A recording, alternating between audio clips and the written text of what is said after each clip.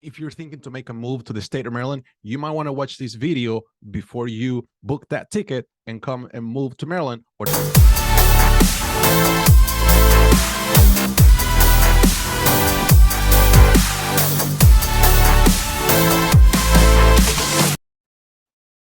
Hey everybody, here this is Robert Garcia. I'm a member of the Eric Stewart Group with Long and Foster, and I hope you're doing good. So like anything in life, there are good things, bad things, positive, negatives, pros, and cons. And moving to Maryland is not the exception to a lot of these things. So today I'm going to be breaking down the 5 pros and 5 cons to moving to Maryland. Let's start with the pros. 5 things is good jobs, good hospital network, high property values, best schools districts in the whole nation, and lots of small towns to explore. Now let's look at the 5 cons. We have what after LA probably have the worst traffic here in the state of Maryland, especially going close to Northern Virginia and Washington, D.C. We have the Chesapeake Bay Bridge. We have high property taxes. We have high crime. And we also have weird state laws, also called the blue law. So let's just get right into talk about all the pros one by one. But before I do that, do me a favor, please like and subscribe my channel so that I can continue to bring content like this every week. So let's start right now talking about the good jobs. Good jobs, it's no wonder like a lot of people want to move to the state of Maryland because they have access to Baltimore, they have access to Northern Virginia, they have access to Washington, D.C., the federal government.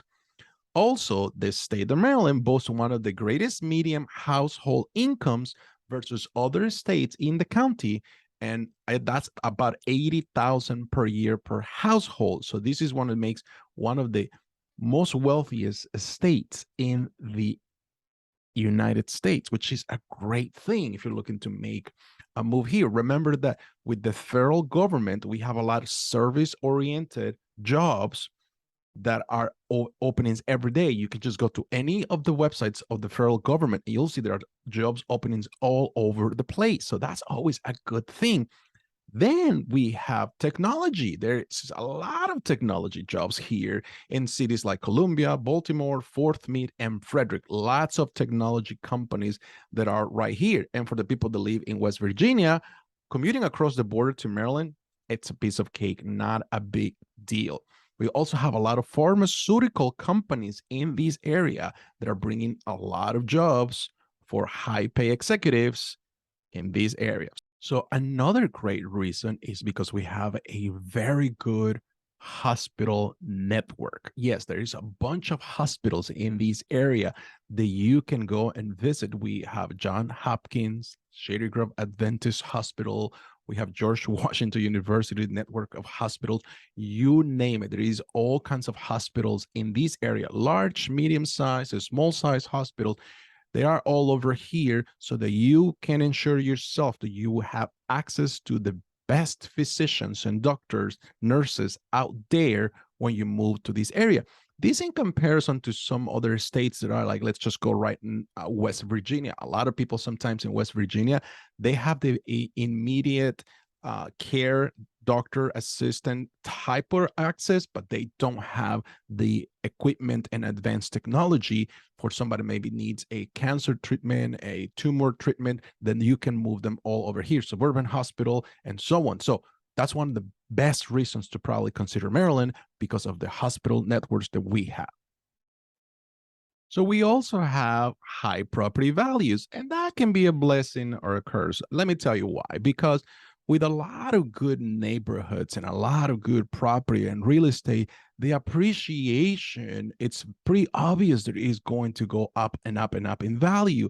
The most recent index from Zillow.com, it says the average home in Maryland is about $405,000 with an appreciation at about 8.3%. This is based on last year and the year before and an average of the year to date for now. So that just tells you that in average, your home will probably appreciate about 8% here in the state of Maryland. But now, with that in mind, you also have some other things because you're also going to have great value homes means there's great schools, great roads, great access to things, great shopping, a lot of those things. But there's also taxes, right? That you're going to be associated with those things because somebody has to pay for this. And coming from real estate taxes, it's a great benefit. You have beautiful neighborhoods here, like in Montgomery County, like Potomac, North Potomac, Chevy Chase, Bethesda, Maryland, Kensington, where property values have gone up in price in the last 2 years to an unbelievable number. But that's part of living in this area. So we're going to move to the next thing.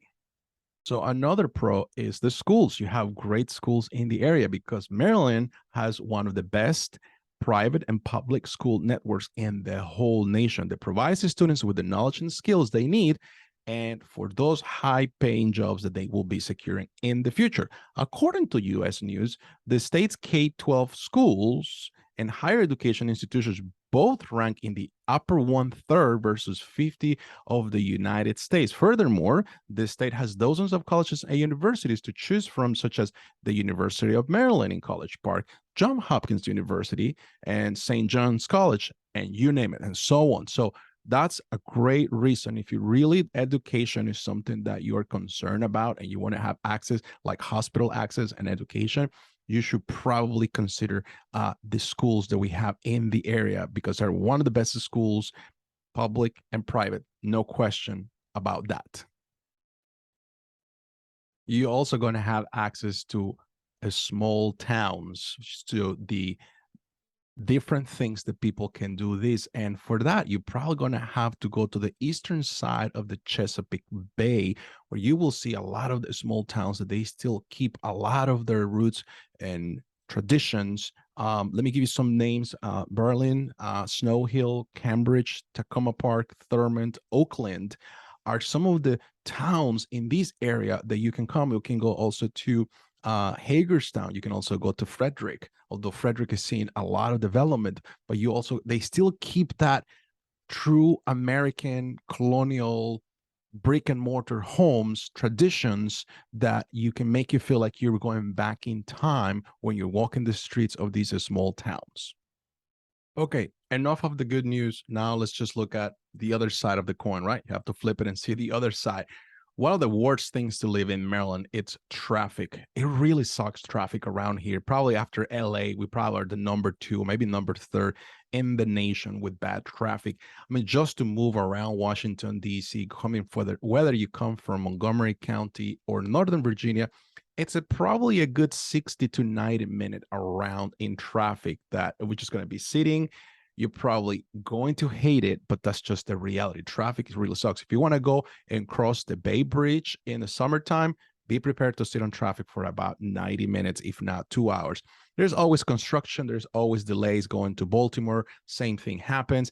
It's just the nature of being in a big city and wanted to have access to museums, stadiums, and airports and some other places. And of course, remember, Washington, D.C. attracts a lot of tourists all year round. Doesn't matter the season. It's always all year round. So that's why that's a crazy city. Number 2 will be the Chesapeake Bay Bridge. Yes, as just mentioned before, sometimes just to cross from the Chesapeake Bay Bridge on the other side of from Maryland, it's probably can take up to 2 hours, especially in the summertime. You better give yourself a lot of time to go to the other side because it's just that's the way it is. It's just, it's a bridge has been there. It's a beautiful bridge. It's a long bridge. It's amazing, but has not been updated, upgraded to handle the amount of traffic that we now see nowadays with people visiting the area. So just the way it is. This is not something that I'm proud of because I live in Maryland and I can say, but crime is an issue and that's something that you want to consider. The city of Baltimore ranked 3rd as the most dangerous city in the United States because of the surge in violent crime. Homicide rates in the community reached their highest ever per capita level this year and last year. Many of these incidents involve drugs and, breaking into cars, into vehicles. It's just a big city. It's just the way it is. There is diversity. There's people from all over the world, people from all parts, all ethnicities, and there's things that we cannot have control over. And Crime is one of the things that you will see happening in a big city. Not only Baltimore, Washington, D.C., parts of Montgomery County, PG County, you name it. It happens. It's all over the place. Of course, more bigger cities. That means there's more wealth, more money, and then they see an opportunity to take advantage of that. So that's something that I am not too happy about it. Also, high property taxes. Yes, we have one of the highest property taxes probably in the area. If you live in Baltimore, then you probably need to deal with about 3.2% in income tax in the city. That's even higher than the countries, with about, it's in an average of 2.83%. So there are some tax credits and benefits you can have, but there's also some limitations. So if you know you're going to be moving to this area, be prepared to pay higher taxes, period. As an individual, as a company, S Corp, LLC, you name it, it is not friendly when it comes to taxes, the state of Maryland. So laws, there are weird laws, also called blue laws, odd laws. I don't want to make a big deal out of these, but there's just certain things. But the state has some unique laws that you should be aware, called blue or Sunday laws. For example, the selling of alcohol by some businesses on Sunday is restricted in certain areas. In addition, some areas require car dealerships to close on Sunday and profit. So because of all of these colonial era laws have changed a little bit, we still have these weird laws here in Maryland that some people be like, that's weird. Like, for example, in some parts of, not all Maryland, but for example, here in Montgomery County, you go to a Costco, they don't sell alcohol because of how they control the consumption and selling the alcohol. So versus other places, you go to California, almost every Costco sells big things of beer, wine, and you name it, and so on. Here is very, very different. But again, pros and cons of moving to any part. If you have any questions about moving to Maryland and would like to get more information about this, let me know, and I'll be more than happy to send you one of my guys that talks about moving to the state of Maryland, that will give you some ideas of what's going on here in Maryland. If you're considering a move, remember, just give me a call, 240-286-5526. Be more than happy to have a 1 hour, 2 hour consultation over the phone or a Zoom call so that you can definitely know more about the area, and definitely will send you a very detailed report of what's going on in the area, including neighborhoods, schools, and so on.